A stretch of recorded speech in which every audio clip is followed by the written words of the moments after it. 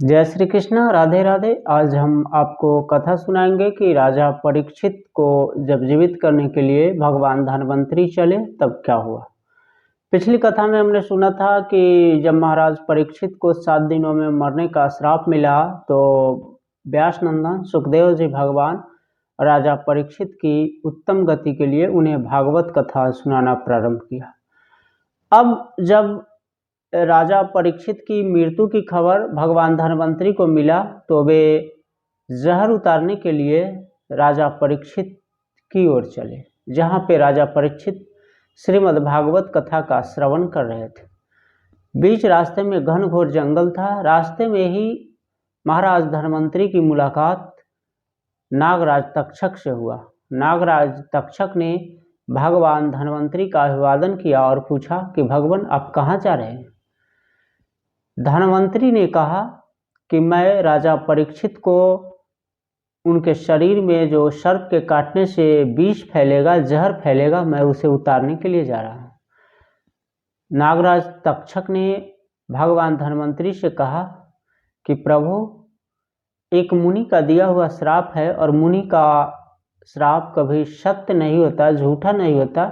इसलिए इस लोक की मर्यादा को रखने के लिए मैं महाराज परीक्षित को डसने जा रहा हूँ। मैं जानता हूँ कि वे बहुत अच्छे धर्मनिष्ठ और कर्तव्यनिष्ठ राजा है, फिर भी मुझे तो साधु के, एक मुनि के श्राप को सत्य करना है, इसीलिए मैं डसने जा रहा हूँ।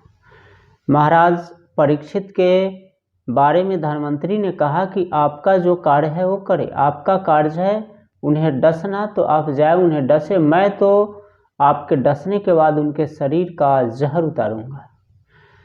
नागराज तक्षक को धन्वंतरी ने कहा कि तुम उन्हें डसो, मैं उनका विष उतारूंगा।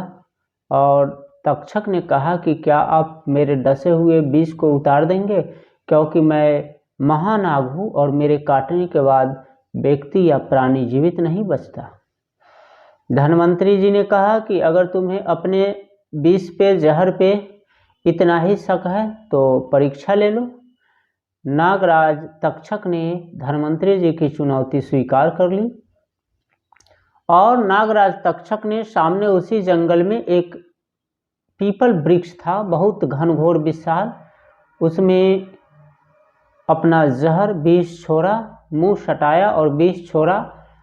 क्षण भर में ही पीपल का विशाल वृक्ष जो है काले कोयले की समान हो गया।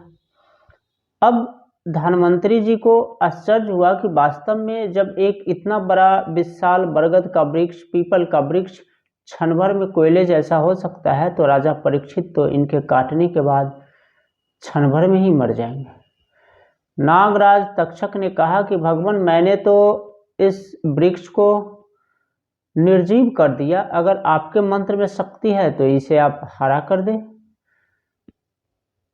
धन्वंतरी जी ने कुछ मंत्र बुदबुदाया और कुछ भभूत उस वृक्ष की तरफ फेंके। वृक्ष भी क्षण भर में हरा भरा हो गया। अब नागराज तक्षक ने सोचा कि अब तो राजा परीक्षित को डसने के बाद भी बचाने वाला धन्वंतरी भगवान जा ही रहे। उन्होंने धन्वंतरी भगवान से कहा कि भगवान, राजा परीक्षित को मुनि का श्राप मिला है, लोक की मर्यादा रखनी है, इसलिए प्रभु आप वापस हो जाइए। भगवान धन्वंतरी ने विचार किया और वापस हो गए। लेकिन एक प्रचलित कथा यह भी है कि जब धन्वंतरी जी कहे कि तुम अपना कार्य करो, मैं अपना कार्य करूंगा, तब नागराज तक्षक और धन्वंतरी जी दोनों उसी जंगल से चले जहां पे राजा परीक्षित श्रीमद् भागवत कथा का श्रवण कर रहे थे। संयोग से रास्ते में नागराज तक्षक ने एक छल किया और महाराज धन्वंतरी से, भगवान धन्वंतरी से पूछा कि प्रभु आप बताइए कि कहाँ तक के प्राणियों को आप जीवित कर सकते हैं, क्या आप जीवन दान भी दे सकते हैं। धन्वंतरी भगवान ने कहा कि मैं जीवन दान नहीं दे सकता हूँ, जीवन दान देना परमात्मा का काम है, भगवान का काम है, ईश्वर ऐसा करते हैं, मैं विधाता नहीं हूँ। मैं केवल उन्हें, जब तुम्हारा जहर जाएगा शरीर में उनके, तो मैं उस विष के प्रभाव को कम कर दूंगा, जहर को उतार दूंगा। धन्वंतरी से नागराज तक्षक ने यह भी पूछा कि आप कहाँ तक के विष को उतार सकते हैं। प्रभु धन्वंतरी ने कहा कि जहाँ तक मेरी दृष्टि जाएगी वहाँ तक के जहर को मैं देखने मात्र से खत्म कर दूंगा, मेरे मंत्र में इतनी शक्ति है। नागराज तक्षक ने फिर पूछा कि क्या जहाँ आपकी दृष्टि नहीं पड़ेगी वहाँ का जहर नहीं उतरेगा। भगवान धन्वंतरी ने कहा कि नहीं। अब नागराज तक्षक ने भगवान धन्वंतरी के साथ छल किया। नागराज तक्षक भी बढ़े और भगवान धन्वंतरी भी बढ़े।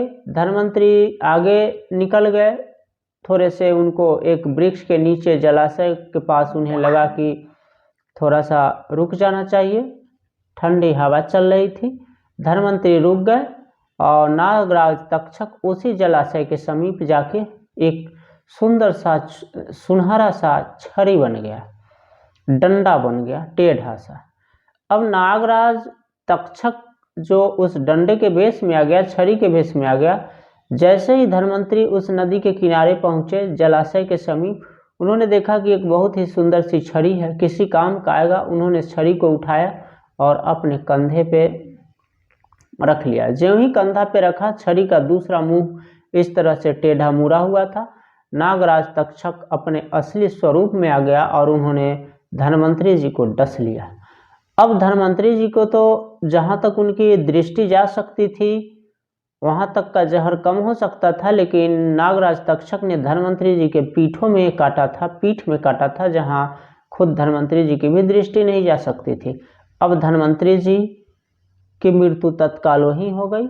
नागराज तक्षक अपने मूल स्वरूप में आके फिर वहाँ बढ़े जहाँ भगवान सुखदेव मुनि राजा परीक्षित को भागवत कथा सुना रहे थे। सप्तम दिवस था और नागराज तक्षक ने जाके महाराज परीक्षित को डसा और महाराज परीक्षित की मृत्यु हो गई। भागवत कथा सुनने के कारण राजा परीक्षित को परम धाम की प्राप्ति हुई, परम लोक को गए। आज की कथा में बस इतना ही। राधे राधे, जय श्री कृष्ण।